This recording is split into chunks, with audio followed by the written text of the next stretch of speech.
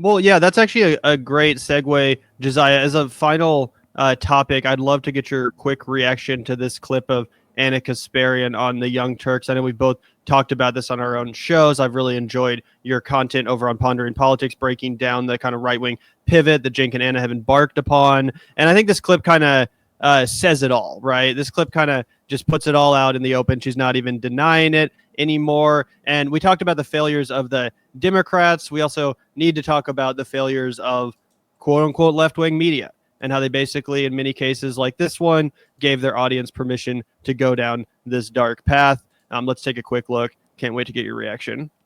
I've never read a quote that resonated with me more than this one does. So I'm going to read it. Okay. So you don't get red pilled overnight. It's the issues that affect your everyday life first, and then you connect them with people, and then you connect it with a party.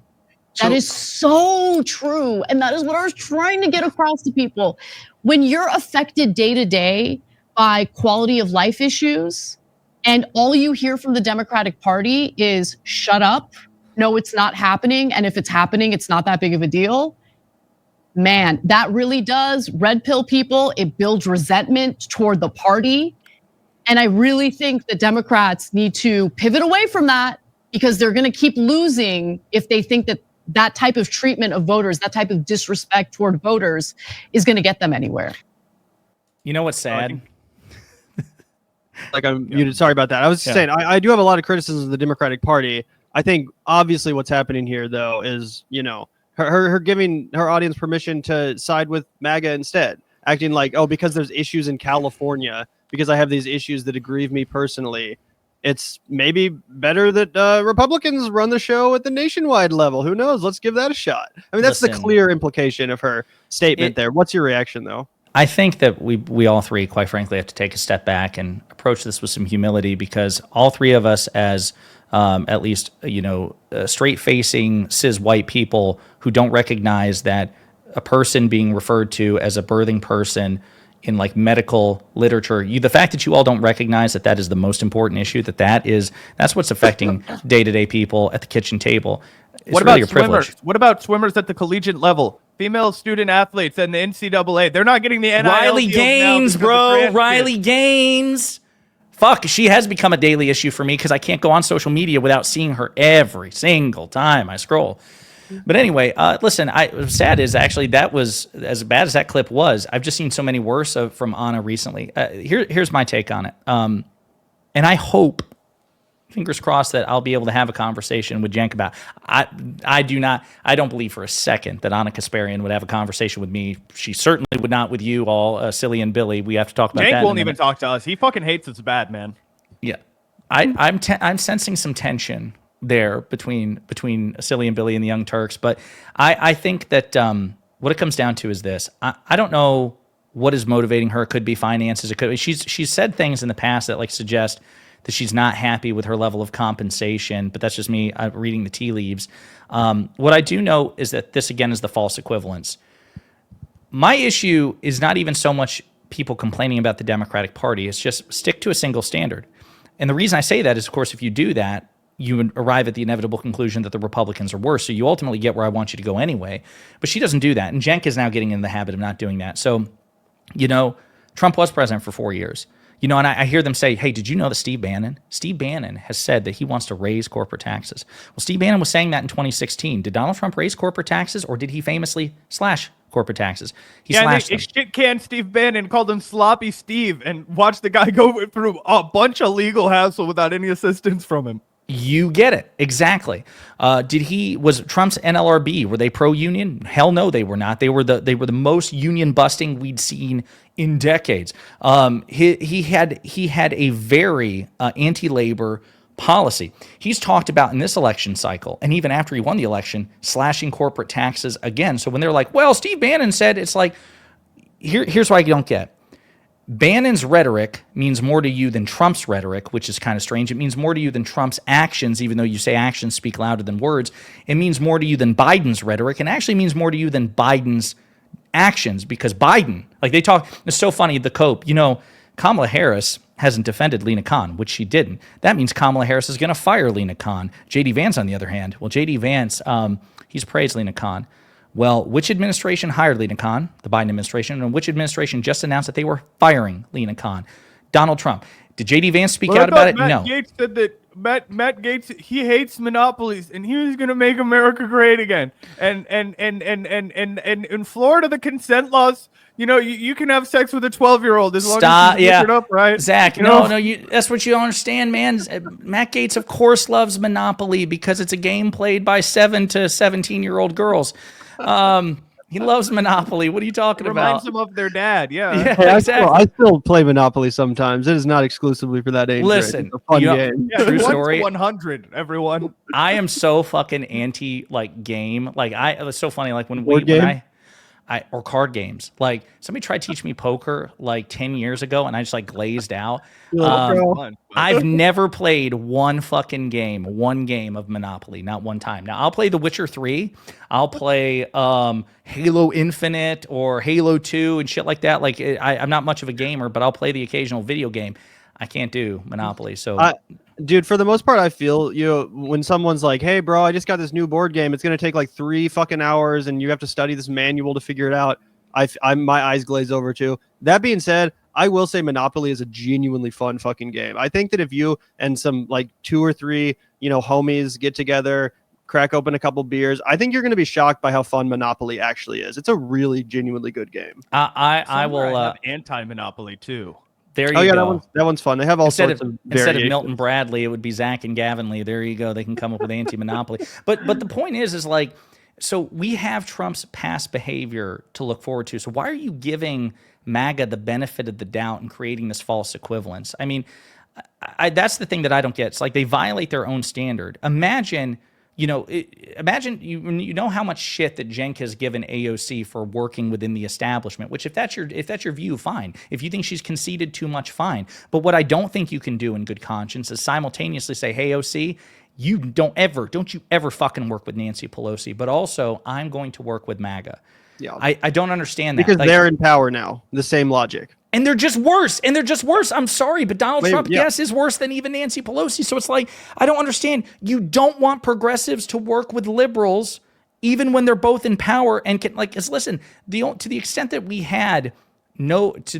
we departed from neoliberalism at all in any respect under President Biden, it was because of the progressive influence. Former White House Chief of Staff Ron Klain has gone on the record. He's like, during my tenure, the progressives were bigger defenders of Biden's agenda than the moderates, than the conservatives in the Democratic Party like Joe Manchin and Kyrsten Sinema. Yep. The only way that the left is ever going to have power is within the umbrella of the Democratic Party. I'm sorry, unless we break the duopoly, which that's not going to happen unless the Democratic Party I don't does know, it. bro. Have you heard about the Green Party's next candidate, 2028? I think they're going to draft a real winner this time. They're going to blow the dust off of it again. You're going to see Jill Stein in a Groucho Marx, mask It's with gonna a be mustache. it's gonna be like Jill Stein's like sister or something. Trust me, it's gonna be something hilarious. Bro, it's so frustrating. But I got to ask you guys. I'm going to flip the script for a second. Like, I know you've been covering the Cenk and Ana thing quite a bit here lately, but what do you think is the end of this? Where will it be in 6 months? Oh, they're going to be doing conservative, talking point justifications. I think Gavin and I have a little bit of a different take on this, so I'll just speak for myself. I think that Cenk is so defeated. Cenk is so tired. And he just is so desperate to go back to some sort of normalcy over at the Young Turks. And the fact that he also fucked himself by giving Ana executive production control, and the fact that she's now able to plan content because he had to create some level of separation when he ran for Congress, and then he doubled down on it when he ran for president. Right. So now Ana has a lot more creative control. I imagine she has a decent amount of equity in the company. I imagine all those things at play make it very hard for Cenk when he owes a lot of money to people that he, because he expanded in a way that was not fruitful for him. He has 75 employees, people cutting memberships, people not watching their videos, people not subscribing, right? All these things going on. I think he's just going to appease Ana Kasparian. I think he's just going to go and follow her wherever she blows. And he's going to convince himself that it's everybody else attacking Ana. And I don't know if it's so much an ideological pivot for Cenk, so much as it's him realizing that he has to attack everybody who's attacking him now instead of having good faith analysis about anything. the Elon Musk thing is also like, it's really bothering me because like again, it's probably not fair that I hold Cenk to a higher standard than Ana, but I guess I just like wrote Ana off, and Cenk, his situation has really like discouraged me more. And to me, the big one was you guys both reacted to the Francesca Fiorentini and Mark Lamont Hill, right? I don't know. I keep going back and forth who did a better job because they both did amazing. But I think I resonated more with some of Francesca's points because, like, she pointed out, one of the big ones, which is like this idea that MAGA welcomes more dissent. And she's like, well, what about Liz Cheney? And to me, Liz Cheney is the Trump card, pun intended. She voted with Donald Trump 93% of the time. But the moment that she said, hey, you can't stage a coup, they gave her the finger, censured her, primaried her, kicked her out. Like, there is no deviation from the cult. And then the other, like, to me, the kill shot was Elon Musk. She goes, how is it that, I'm paraphrasing here, but you complain about the donor class and money in politics, but you don't seem to give a fuck that Elon Musk is more blatantly, sinisterly corrupt than anything we have ever seen before. Yep. We have a de facto president. I'm sorry, but Bill Gates, George Soros, and the others, billionaires out there have never had this level of direct, singular influence on politics. And Cenk, the fear I have is because Cenk got retweeted or responded to by Elon that one time, he grades him on a curve now. So you don't hear that sort of visceral condemnation. Yeah. For people who don't know, people who might have missed it, the other day I got kind of bored because we've been living in a blizzard and I was going stir crazy. And I cut together a list of Anna's top 10 worst moments of 2024. This is a 60-second clip that we didn't have time to react to on the Vanguard, or at least we did. If we did, I don't remember it. And Gavin, I was excited to get your response to this because on the one hand, I kind of agree with Anna's frustration. I kind of agree with the words that come out of Anna's mouth in this clip. But what frustrates me is that it's just going to push her audience towards Republicans instead of further to the left, which is the whole point of TYT. Let's take a look. I think Kamala Harris will probably win in a cakewalk for governor. No! Okay. No! What are you doing? What are you doing? No, I'm telling you the reality, whether you like it or not. What are you doing? Democratic voters in California love to obey.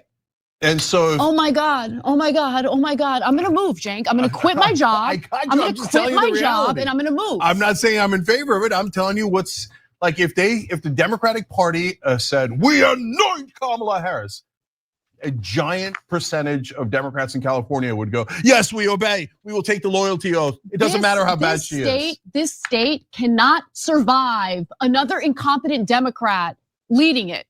Leading it. Democrat like Kamala. No, we just can't. Okay, like anyway, so like people are egging her on. Okay, apparently she's like in a wait and see mode. How about you wait and see like your way out of public life and go do what you're supposed to do. Go work in the private sector, go do the lobbying thing, whatever it is, but do not run as governor of California. Yeah. Do not. See, I think Kamala Harris will probably. On the one hand, it's like, yeah, dude, I don't want to see Kamala Harris run for governor either. I don't think she would be the ideal choice. There are a lot of people that I would rather have be governor of California, of course. But that response is a straight up Fox News goldmine. That is what their audience wants to be spoon-fed, a pretty blonde lady talking about how we can't survive another liberal in California. Like, what?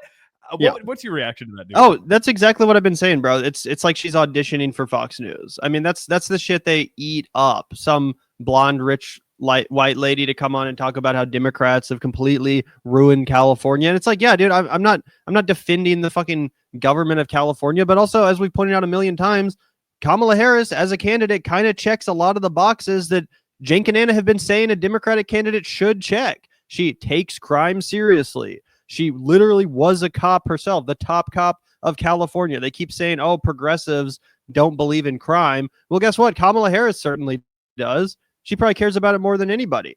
And the Democratic voters and the people at large clearly rejected that. She also doesn't specifically lean into identity politics issues. Kamala Harris doesn't talk that much about trans people, if at all. You have to go back 5 years to get a clip of her bringing up trans people in a positive light, right?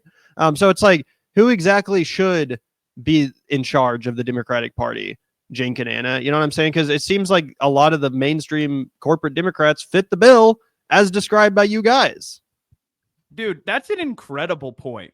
I honestly, I need to give you a round of applause because that's a serious like fucking chokehold that you've got them in right there. Literally impossible to deny. Not only is she not woke, she doesn't really reflect anything woke about her outside of the fact that she happens to be a black woman. Okay, that'd be like me assuming that Cenk is woke because he's a Turkish man. Oh, you're not white. You have to be. What? No, that's not how people work, right? She absolutely was not woke. In fact, she really cuddled up to Silicon Valley. Something that apparently Cenk is really into right now is he cuddles up to Elon Musk, talking about how, oh my God, we've got to play our cards right. We have to be strategic. She's the textbook definition of a middle of the road, middle of the pack, tough on crime Democrat. She would probably talk a bunch of shit about border security if she was running for governor. She talked a shit ton about border security when she was running for president. She literally ran to the right of Joe Biden on the border. She literally ran to the right of Barack Obama and Mitt Romney on the border. It was crazy. She was going to deny outright any asylum seeker. So absolutely ridiculous for them to pretend that. Okay. Plus, she always wants to act like, oh, it's only in like Democrats don't care about crime, right? Oh, in California, there's all these homeless people and all this crime and violence because of the Democrats. But if you actually take a look, as we have before, at the most violent cities in America, guess what number one is? At least according to this article from whenever it was written. In St. Louis, Missouri. Is Missouri controlled by the Democrats, Zach? No, it is not. In fact, it's a deep, deep, deep red state. And we've got two in the top 15. Springfield, Missouri is up there. And if you just look at gun-related violent crimes, if you look at murders per capita, you'll also see Kansas City in there. And do you guys know why? It's because you're in a sea of states that don't have any fucking gun regulation. Right. That's why they'll be like, well, Chicago has all kinds of gun regulation. It's like, yeah, you know what doesn't? Gary, Indiana. Okay, so you get in your car, you drive 45 minutes away, you buy a gun at a gun show, and you bring it back to Chicago and you sell it for 2, 3, 4 times as much money. Okay, does that sound like it's a very difficult thing to overcome? No, it doesn't. But yeah, it's actually the fact that the red states refuse to regulate gun laws, and then the fact that Democrats tend to get elected in more populated, more sought-after cities, which is where the guns go. Exactly, and often where the homeless folks go, specifically in a warmer state like California. It's not like all the homeless folks are going there because they love Gavin Newsom. No, they're going there because they won't fucking freeze to death. You know what I'm saying? When they're sleeping on the 100%. Streets. That's the reality. It's actually heartbreaking. Yeah, it's insanely heartbreaking. Yeah, and I mean, as we face down this winter storm here in Kansas City, I've thought multiple times about how the fuck are any of our homeless neighbors surviving this? I would much rather be anywhere in California if I was unhoused. Yeah, I was thinking about that too. There are a shit ton of people in Columbus Park that just kind of ride it out. And I was thinking about that a lot over the last few days. Like, where would you go? What would you do? You're going to be cramped inside of a little space. You're not going to be able to leave. You're basically volunteering to go to prison just to survive. You know what I mean? Just go sit in this fucking, and this large gymnasium with like, and twiddle your thumbs because you don't have fucking any resources. It's disgusting. But Gavin, before we go down that, journey of despair, I've got one more short clip for you to react to because I thought, why not? We always do such negative coverage of the Young Turks, Gavin. We always do such skeptical coverage of the Young Turks. I thought, you know what? I've sifted through all of these messages, these heartfelt messages that they've given to their audience over the years. And I was like, you know what? This one really speaks to me and the people that are in our audience. And so this was their New Year's message that I picked for everyone. Let's take a quick listen, Gavin. Bernie's cat, who just wrote in on Twitter and accused me of giving Ben Shapiro a pass. How the F was that a pass? How was that a pass? How was delusional? No, most deranged crap on Twitter. Seriously, I don't understand. What do you want me to do? What do you want me to do? What the hell do I need to do? Tell me right now.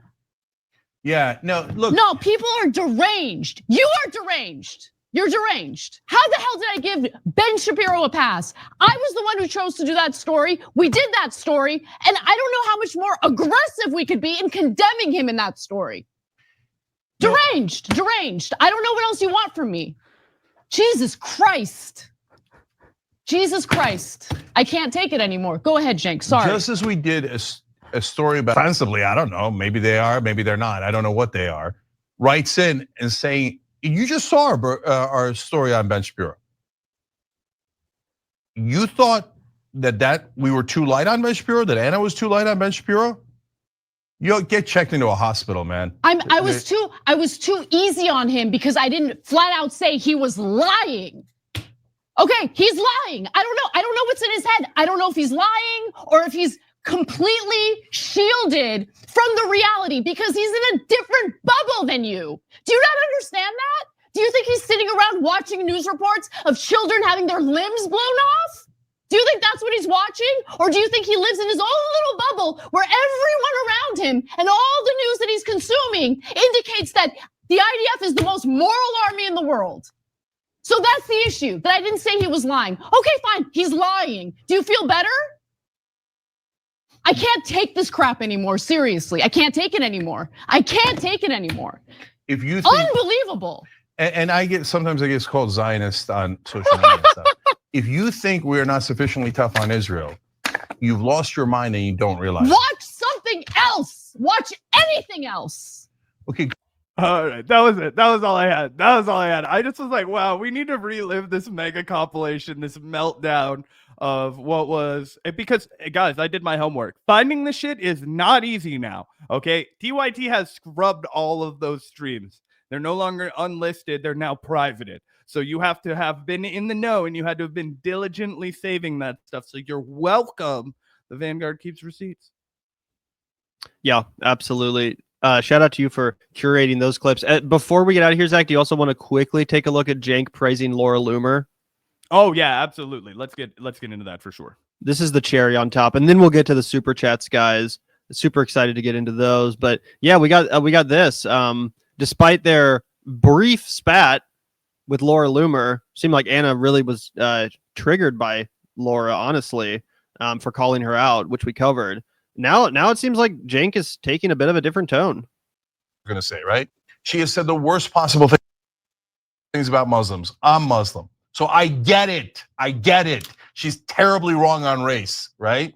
But at the same time, you have significant portions of MAGA that are now saying corporate rule sucks, and I'm tired of taking my taxpayer money and giving it to these executives and to these companies. And let's make sure we're careful about the donor class, even ones next to Donald Trump. That is an excellent development. Excellent. They are thinking for themselves. They're looking out for corruption, even among Trump's donors. So even if I disagree with them on the H-1B visa, the fact that this rebellion is happening and the civil war is happening is wonderful news. Not because, oh, it's gonna destroy the Republican Party, which is what Rachel Maddow is gonna say, right? But because it's actually showing you that they're thinking for themselves, and we might be able to have the most untraditional alliances you have ever seen to actually fight against corporate rule. She has said the word. Yeah. Well, that's at least that's the level of optimism and the level of rope he gives and leeway he gives to those on the left, right? You know, hey, we disagree with a little bit on the margins, whatever. We have a slightly different opinion here. No, it is a tidal wave of difference between the way that he's willing to engage with the Charlie Kirks and the Laura Loomers and anyone who is in close proximity to MAGA than the way that he's willing to engage with the rest of the left, right? He called Sam Cedar a low-rent grifter. He's been going after people like the Humanist Report and Emma Vigeland. It's crazy. Yeah, 100%. And again, like, this is really no different than just being like, you got to give it up to Nick Fuentes, guys. He's really against the powerful bankers. You know, we might have to form an alliance. We both hate bankers. The left, Nick Fuentes, bankers, common enemy. What are we gonna do? Seems like an unlikely alliance maybe forming. Does that sound like a good idea, Zach?